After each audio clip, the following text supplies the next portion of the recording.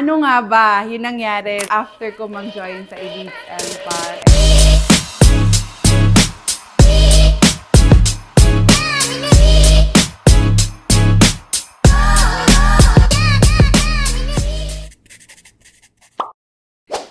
I am Janine Dicleto. They call me the Miss Independent of Elites Empire. Sino nga ba si Janine before? Isa akong probinsyana from Palawan, taga-isla na namulat sa buhay na sapat na nakakakain kami 3 beses sa isang araw. Nasabihan ng magulang na, anak, mag-aral ka ng mabuti para pag nakagraduate ka, makahanap ka ng magandang trabaho. Yun yung tumatak sa akin. Kaya naman simula elementary hanggang high school, hanggang sa nagkolehiyo, ginalingan ko talaga sa school. Naging varsity player din ako ng volleyball. Pero kahit libre yung tuition fee ko that time, hindi naging enough yung pinapadala ng magulang ko para pangtusto sa pang-araw-araw ko. Kaya naman, at the age of 18, naging working student po ako, naging isang service crew sa isang kilalang fast food chain hanggang sa nakagraduate.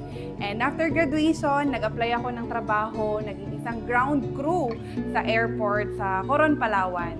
Pero saglit lang ako noon kasi sobrang liit ng kinikita ko that time. Kaya nag-decide ako na bumalik sa city at naghanap ng trabaho na walang kontrata. Kasi gusto ko talagang maging government employee. Gusto ko maging uniform personnel. Kaya naman lahat ng hiring sa government, in-applyan ko. Nag-exam ako sa Philippine National Police Academy.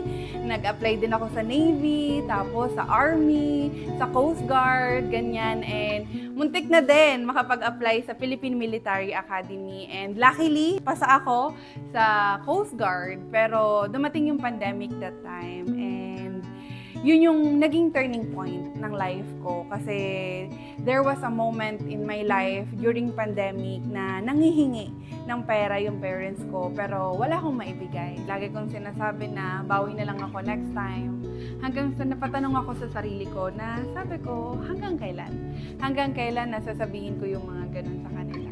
Kaya talagang nag-pray ako, talagang nag-ask ako ng guidance, nag-ask ako ng help. And that's the time na na-meet ko yung Elites Empire. Oh, paano nga ba? Paano ko nga ba na-meet yung Elites Empire? Siyempre, pandemic, diba? Talagang nagkaroon ng yung time sa schedule sa work is hindi na buo sa isang linggo.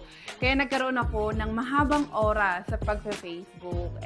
Nakakatuwa lang kasi yung isa sa mga kakilala ko sa school, di ba? Isa sa mga schoolmate ko, nakita ko yung story niya. And that's the time na sabi ko, bakit di ko kaya subukan? Naano ko sarili ko na ba't di ko kaya subukan? Kaya nagtanong ako ng, paano yan, Ate Tina? So that was my first message sa taong nagdala sa akin dito sa Elites Empire.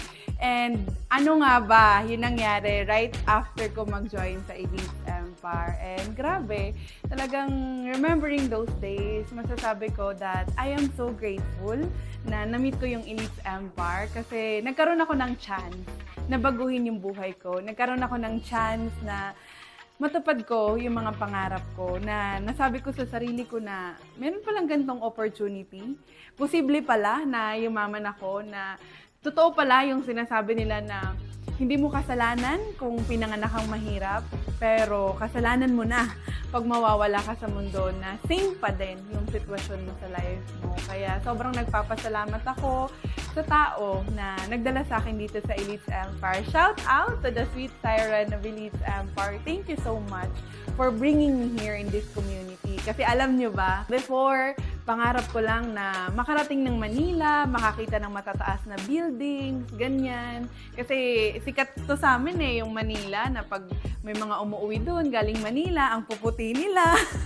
Kasi since naglalaro ako ng volleyball, sobrang itim ko talaga.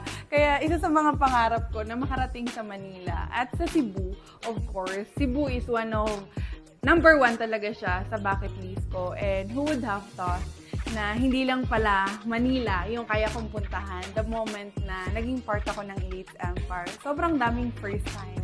Sobrang daming magagandang first time na nangyari sa akin dito sa Elites Empire.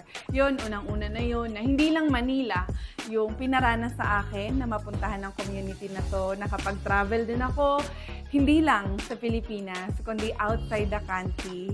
Grabe, parang sabi ko, totoo pala.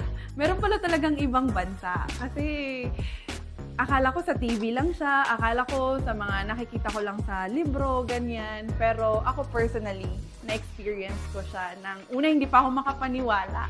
Pero sabi ko, totoo na talaga siya. At hindi lang isa yung bansang napuntahan ko. Actually, nakapunta na ako sa 6 na bansa. Grabe. Grabe, no? Talagang what decision can do sa life ng isang tao. At hindi lang yon kasi for ilang years na nag-aaral ako, for ilang years na nag-spend ako ng time sa school, never ako naka-experience na magkaroon ng maayos na gadget. Never ko rin na-experience magkaroon ng laptop. So, paano ako nakakapagawa ng mga thesis? Nangihiram lang ako ng laptop sa kaklase ko. Pero because of Elites Empire, na-experience ko din na makabili ng sarili kong mga gadgets, diba? Na hindi lang basta gadget, but Apple gadgets using my own money and cash ko siya binili. Grabe yung life na pina-experience sa akin ng Elites Empire. At hindi lang yan kasi right now, I already earned 5.1 million dito sa Elites Empire.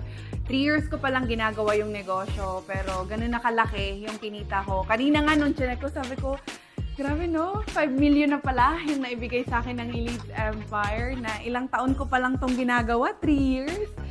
Pero 5 million na yung naibigay niya sa akin na kung sa labas, hindi ko alam, ilang taon pa. Kasi yung 1 million na na-hit ko in just 10 months, kinumpute ko siya sa salary ko before. Aabutin ako ng 9 years, almost 10 years bago ko siya kitain. So grabe yung time na na-save ko because of Elites Empire. Grabe yung ginawa ng Elites Empire sa buhay ko. And masasabi ko right now that I am so excited pa sa mga mangyayari sa akin dito sa community na to. Thank you so much sa taong nagdala sa akin dito. Sweet Siren, thank you sa isa sa mga mentor ko na nag-guide sa akin dito. The Grand Slayer of Elites Empire to LPG na talagang laging nagsasabi na ugaliin mo lang maging masaya despite of the situation na meron ka. And to the Empress of Elites Empire, maraming salamat for creating, for building this community na tumutupad ng mga pangarap. At the same time, nagbibigay ng hope, nagbibigay ng chance sa mga katulad ko na pagiging empleyado na lang yung nasa mind na yun na lang yung magagawa. Pero because of you, because of this amazing community that you've created, nagkaroon ako ng pagkakataon na baguhin yung buhay ko. Na it doesn't matter kung ano yung background ko, it doesn't matter kung saan ako nanggaling, kung ano yung life ko before. What matter the most right now is ano yung nakikita ko in the long run, ano yung nakikita ko in the future. Kaya thank you so much. Hindi ko alam kung ano yung life ko right now if wala ako sa community na to. Kaya sa lahat ng dreamers, katulad ko, legit ba yung Elites Empire? Totoo ba yan? Marami ba talagang kumikita? Dahil sobrang daming nagtatanong kung totoo nga ba yung Elites Empire. Totoo ba na kumikita kayo ng 6 digits dyan every month? I am one of the living testimony that Elites Empire is legit. Elites Empire can really change your life. It can really make your dreams come true. Once again, this is your Miss Independent. Thank you so much.